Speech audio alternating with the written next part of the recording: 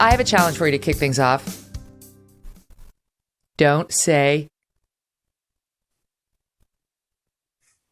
You going to do it right here? Look, I'm here in Florida. I've been told that if you even say the G word in the privacy of your own home, that Ron DeSantis's goons will burst through the door, put a black bag on your head, drag you out, and bring you to the gulag. This whole thing is so stupid. I have no doubt that you're on the very short list of people that have been covering it honestly. But this is like just the perfect example of what the left and the media does with absolutely everything. They take something that is either nothing or really a pretty good bill, basically saying that if you're kindergarten to third grade, that teachers cannot talk to you about, in essence, about sex. It's about gender identity and sexuality, but they can't talk to you about those things, and that they certainly can't hide that conversation from the parent. That is the crux of this bill. The word gay is not in it. It has nothing to do with homophobia or transphobia or anything else. And the media has just run with this thing. The fact that they call it the Don't Say Gay bill and then everyone repeats it over and over and over again, that CNN brings on all of these people to talk about homophobia and suicide in kids. Megyn, you have young kids. I know they're older than first, second grade, but it's like, no, I have a second grader. Oh, you have a second grader. All right. So actually, I was just at my 7-year-old niece's birthday party on Sunday. We made slime. You know, that's the thing that the kids are all doing now. They take, about the slime? No, well, my sister's not thrilled with the slime, but, they take shaving cream and they color it and whatever. These kids, the idea of sexuality at 7 years old or gender identity, the idea that anyone would be talking about it to them, whether it's a friend or whatever, but that a state employee should talk to them about it and then be able to hide that conversation from parents. It's crazy, but the media just lies about everything, everything. They are so they're in full woe is me mode. I'm looking for it here. Talking about how sad this is. There was somebody on the House floor in Florida crying. Is this soundbite 5 to my team? Crying about how could they do this? And all what the bill says is, it doesn't say don't say gay. It says, and I'll actually read it to the audience so that they can understand exactly what we're dealing with here. It's not at all of course, what the media is saying. They say, among other things, not having to do with any of this, they say, we're prohibiting classroom discussion about sexual orientation or gender identity in certain grade levels. And then it goes on to clarify, classroom instruction by school personnel or third parties on sexual orientation or gender identity may not occur in kindergarten through grade 3 or in a manner that's not age appropriate or developmentally appropriate for students in accordance with state standards. So don't talk about sexual orientation or gender identity to K through third graders. And beyond that, make sure the discussion is age appropriate. Totally fine. The way it's been represented, yes, soundbite 5, did we confirm? Play the one where the person's crying. Oh, they're talking and not crying. Well, I guess we don't have the one. Well, let's take a listen to it. Number 5. Do we really think that teachers are engineering students to become gay? You can't teach gay. Because we oppose the bill, we're pedophiles? School boards are not, in fact, conspiring to turn children gay. Free state of Florida? Not if you're gay. Yeah, you're not free. And you just moved there. Why didn't they tell you that before you got there? This is bullshit.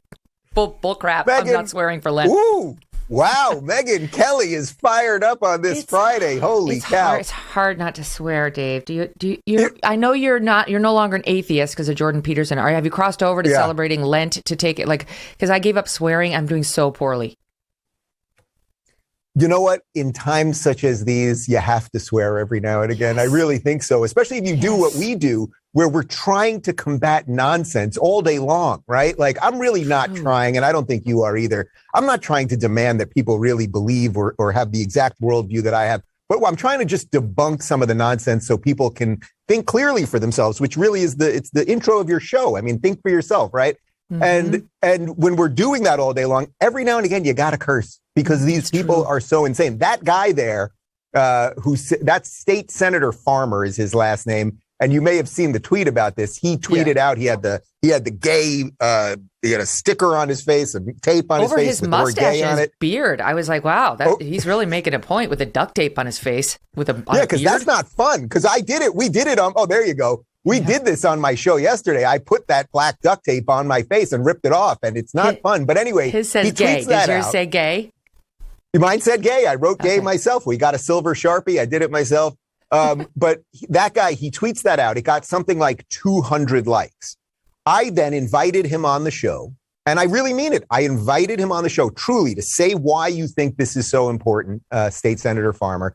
It got something like 25,000 likes. Now, I'm not doing this to get into a Twitter war of likes, but it's like, dude, you saw my tweet. I said I'm a new Floridian. I would love to have you on the show so you can explain this to me, because maybe I'm missing it. I didn't mention anything of my sexuality, which, by the way, is completely irrelevant to all of this. If anything, I think the average gay person should be more against this stuff than, say, the average straight person, because they're making us all look like really crazy radical lunatics. And most of the gay people that I know are just like you, Megyn. They're decent people. They don't want kids indoctrinated. They just want to be treated equally. This has nothing to do with equal treatment. This is sort of psychotic state brainwashing. Or why would you want them to hide it? I mean, it's literally, they're telling you they want to be able to have these conversations, and that's bad enough. But then they're also saying, and we shouldn't have to tell the parents about it. Crazy. And Florida law actually has an exception, which I thought was good, for if you think that telling the parents that such a discussion took place would endanger the child. Basically, it allows for school districts to withhold such information from parents if a reasonably prudent person would determine that disclosure could lead to abuse, abandonment, or neglect. So, in other words, if a teacher knows you've got some lunatic parent at home who's like some crazy bigot, if that's out in the open and calling up the teacher to say, little Johnny came home and he told me at school he's gay, you don't want to set the child up for abuse. That I get. That just shows Florida legislatures are trying to find the right balance between parental rights and the well-being of the children. And this isn't about never teaching. It's about teaching when it's appropriate, at age-appropriate levels. But that's the key part of this. And the fact that the media is just not explaining that properly. Again, no kid, literally no kid.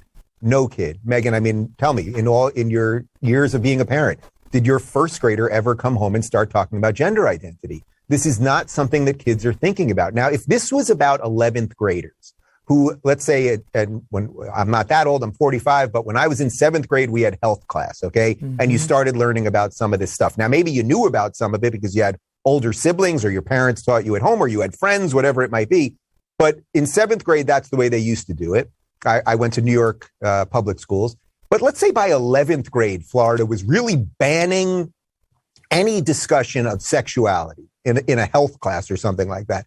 Well, then there would be something to discuss, and we could have an honest discussion about what should be discussed in a public school, what shouldn't, and what should the privacy laws be, which is really what you're referring to there. Like, if there really potentially was a threat because of a really bad at-home situation, what is the responsibility of the teacher or the administrator, the school district, to protect that kid? We can have a discussion about that, but that has nothing to do with any of this. Hey, thanks so much for watching. If you like what you just saw, hit the subscribe button for more clips and full episodes.